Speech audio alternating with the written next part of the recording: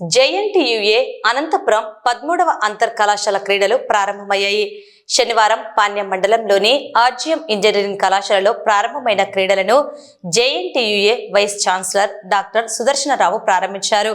3 రోజుల పాటు జరిగే ఈ క్రీడల్లో జేఎన్టీయూ అనంతపురం పరిధిలోని 40 కాలేజీలకు చెందిన క్రీడాకారులు పాల్గొన్నారు.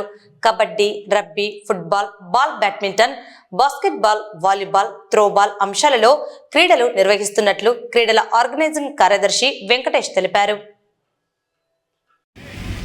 కాలేజ్ గేమ్స్ మీట్ కు పాల్గొనేందుకు మీ అందరికీ బాయ్స్ అండ్ గర్ల్స్ అందరికీ కూడా విషయం, మీరందరూ అకాడమిక్ గా ఎంత పర్ఫార్మెన్స్ ఇస్తున్నా కూడా ఫిజికల్ యాక్టివిటీ లేకపోతే మన బ్రెయిన్ పనిచేయదు.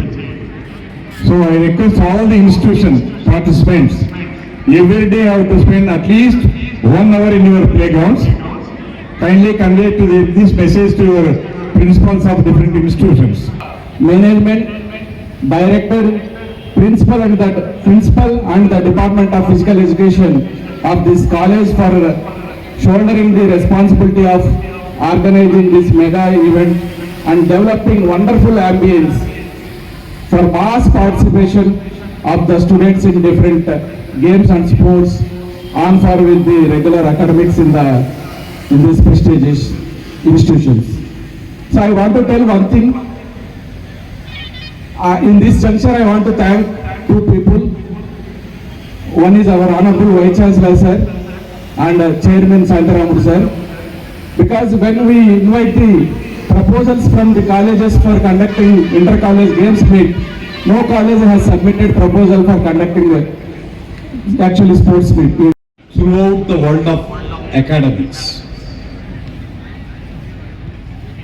engineering college students, professional college students స్పోర్ట్స్లో పార్టిసిపేట్ చేయరు, చాలా వీక్గా ఉంటారు అనేటువంటి ఒక మిస్నామర్ను మనం తొలగించి ప్రొఫెషనల్ స్టూడెంట్స్ కూడా స్పోర్ట్స్ అండ్ గేమ్స్లో మంచి అభివృద్ధిని సాధించగలరని చెప్పేసి నిరూపించడానికే మనం ఈ ఇంటర్ కాలేజీ టోర్నమెంట్ జరుపుతున్నాం.